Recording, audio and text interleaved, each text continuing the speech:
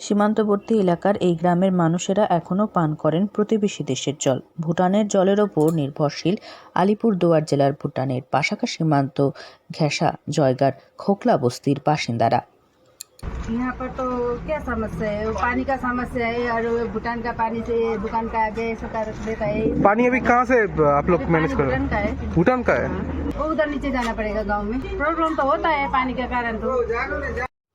এলাকায় কোনো সরকারি জলের পরিষেবা না থাকায় প্রতিবেশী দেশ ভুটান থেকে পাইপের মাধ্যমে মাটির নিচ থেকে জলের সংযোগ নিয়ে আসা হচ্ছে এলাকায়।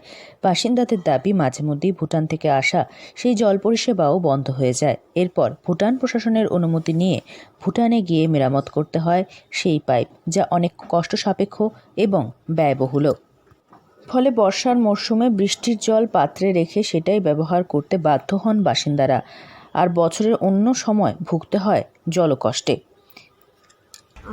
यहाँ पर प्रॉब्लम है, ये जो पानी पीने का पानी का भी प्रॉब्लम है। कहाँ से अभी पी रहे हैं पानी? अभी तो भूटान से पी रहे हैं और भूटान से मतलब यहाँ से जाने में बनाने में पानी बनाने में 100-150 किलोमीटर जाना पड़ता है।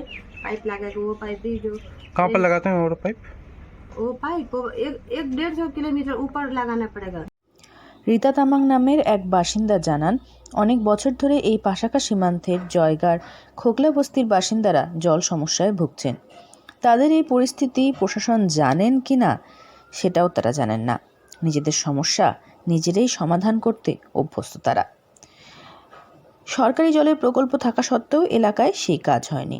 দুটি বড় বড় জলের ট্যাঙ্ক বসেছে, শুধু পানীয় জলের কলও বসেছে, কিন্তু জল পড়ে না। বর্ষায় সময় সবচাইতে বেশি সমস্যার মধ্যে দিয়ে দিন যায় এই এলাকার বাসিন্দাদের।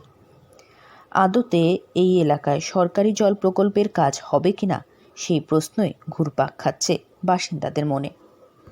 আলিপুরদুয়ার থেকে অনন্যাদের রিপোর্ট, লোকাল 18 বাংলা।